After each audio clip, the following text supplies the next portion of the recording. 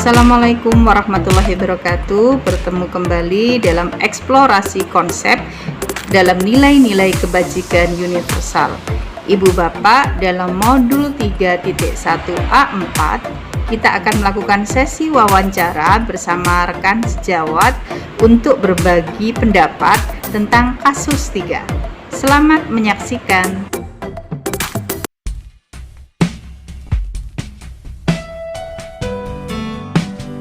Assalamualaikum warahmatullahi wabarakatuh. Ibu Bapak, saya Wahyutri Anita, SPD CGP Angkatan 4 Kabupaten Sidoarjo dari SMP Proklamasi Balongbendo. Ibu Bapak, ada yang spesial hari ini. Saya akan ngobrol langsung dengan guru senior dari SMP Proklamasi Balongbendo. Beliau ini adalah Ibu Farida Nuralini SPD. Beliau ini mengajar PKN di SMP Proklamasi. Langsung saja kita ngobrol bersama. Assalamualaikum Bu Farida. Gimana kabarnya hari ini Bu? Baik. Alhamdulillah. Mohon maaf ini kita ngobrol-ngobrol Ibu ya. Di tengah-tengah kesibukan ujian sekolah dengan padatnya tugas, kita berbagi pengalaman dan sharing bersama Ibu. Ibu, ini saya ada kasus dari guru penggerak minta pendapat jenengan nih, bagaimana pendapat jenengan tentang kasus. Izin menyampaikan Ibu ya. Ini ada sebuah kasus. Anda adalah guru bahasa Indonesia di SMA Karakter Mulia. 4 hari adalah hari pembagian rapor semester 1. Sebelumnya, semua guru telah menyerahkan daftar nilai murid pada pelajaran yang diampu pada kepala sekolah. Ibu Rusdiana adalah kepala sekolah yang baru. Hari ini Bu Rusdiana mengadakan sebuah rapat yang membuka pertemuan dengan berterima kasih dengan kerja keras guru dalam mengajar murid-murid selama ini, dan juga telah mengumpulkan hasil rapor dengan tepat waktu.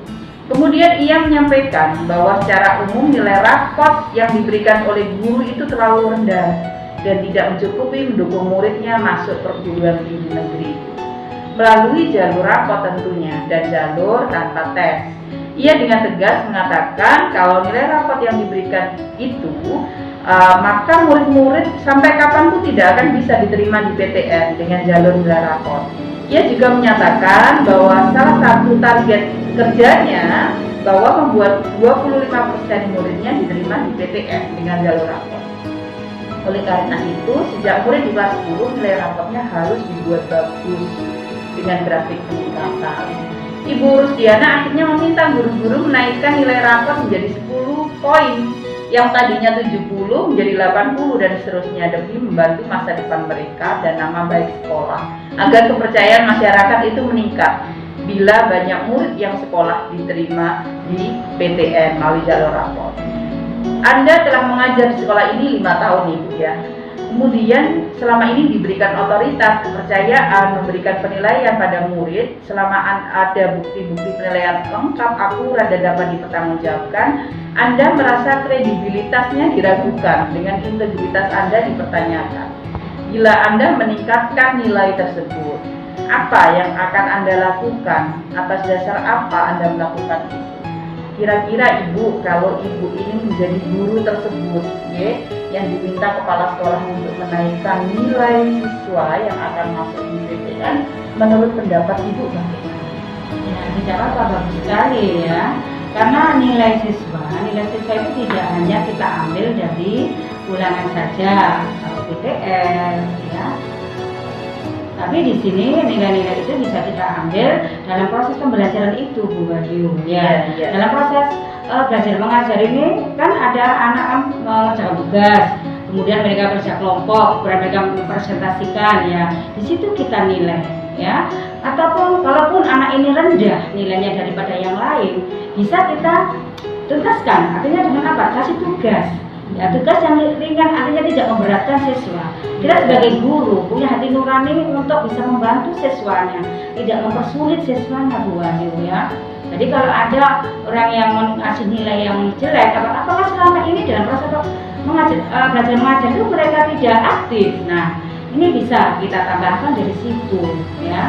Nilainya, keaktifannya dia masuk, kemudian dia dalam presentasi ya, memberikan mengerjakan tugas-tugas yang kita berikan, nah itu juga ada nilainya. sesuatu. Nah, dari situlah kita bisa menaikkan nilai anak sehingga kita bisa membantu mereka mendapat nilai yang bagus sehingga dia bisa masuk ke universitas negeri. Luar biasa.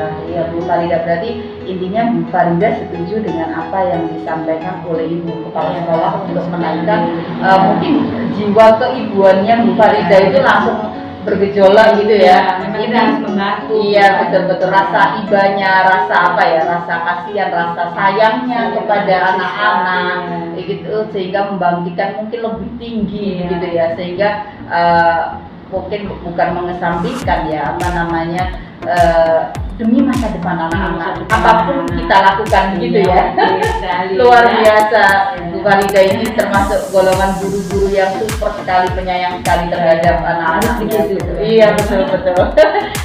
Terima kasih Bu Farida dan satunya alhamdulillah saya sudah dapat pencerahan tentang kasus yang ada di sini. Mudah-mudahan murid-murid kita ya, dengan apa yang kita perjuangkan, apa yang kita lakukan selama ini bisa berdampak positif bagi mereka ya.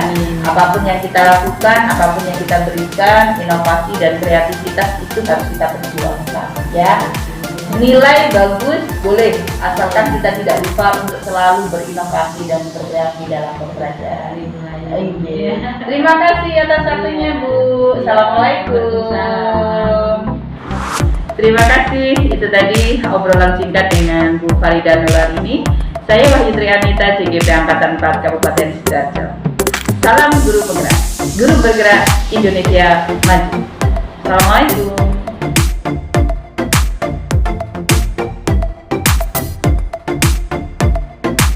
Tanggapan saya mengenai apa yang disampaikan oleh rekan sejawat Bu Farida Nurarini adalah setuju dengan apa yang beliau sampaikan.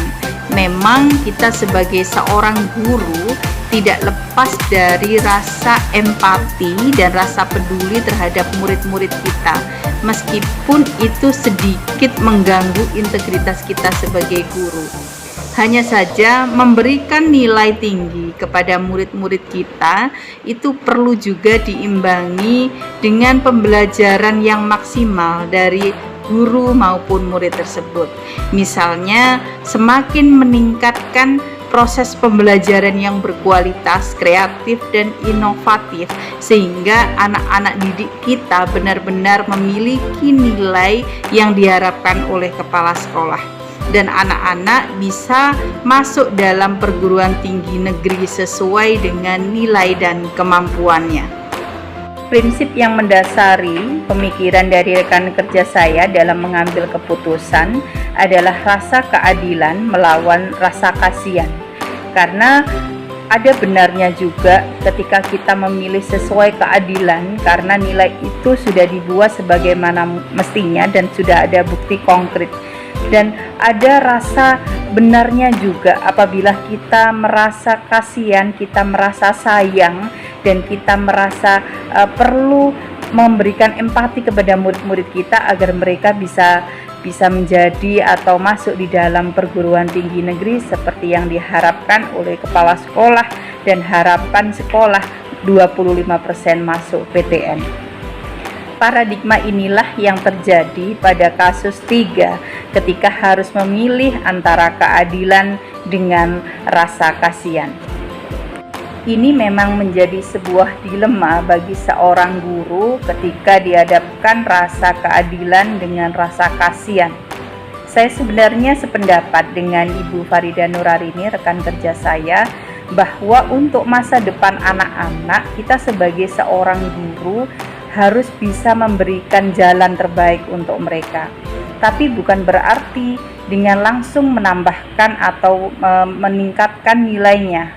Kita bisa memperbaiki pembelajaran kita, berkoordinasi dengan kepala sekolah setelah itu untuk menaikkan kualitas pembelajaran kita melalui kreasi, inovasi pembelajaran sehingga anak-anak senang.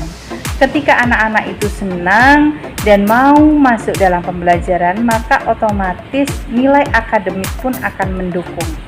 Sehingga benar-benar nilai yang dihasilkan anak-anak itu adalah hasil kerja mereka. prinsip-prinsip yang mendasari dalam pemikiran kita sebagai seorang guru.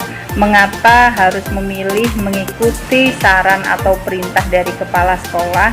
Yang pertama adalah atas dasar melakukan demi kepentingan orang banyak.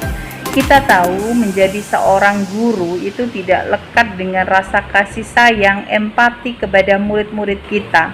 Sehingga itulah yang mempengaruhi jiwa kita sebagai seorang ibu dan seorang guru yang bisa memberikan apapun untuk kebaikan dan kemaslahatan murid-muridnya. Kemudian yang kedua, dasar dari pemikiran, prinsip kita memberikan pelayanan tersebut atau pendapat tersebut. Yang kedua adalah menjunjung tinggi prinsip dan nilai dalam diri kita sebagai seorang guru. Memang dengan memberikan nilai, tambahan nilai, integritas kita terganggu. Tapi setelah itu kita akan memberikan masukan kepada kepala sekolah bagaimana meningkatkan kualitas pembelajaran di dalam guru, bagaimana membentuk atau menciptakan pembelajaran yang kreatif, inovatif, dan menyenangkan bagi anak sehingga mereka merasa nyaman untuk belajar. Kenyamanan itu akan membuat nilai akademik mereka meningkat secara otomatis tanpa harus ditambah oleh guru. Dan nilai dan prinsip-prinsip seorang guru tetap terjaga. Terima kasih sudah menyaksikan video dari saya. Sampai bertemu pada video selanjutnya. Salam guru penggerak. Guru bergerak, Indonesia maju.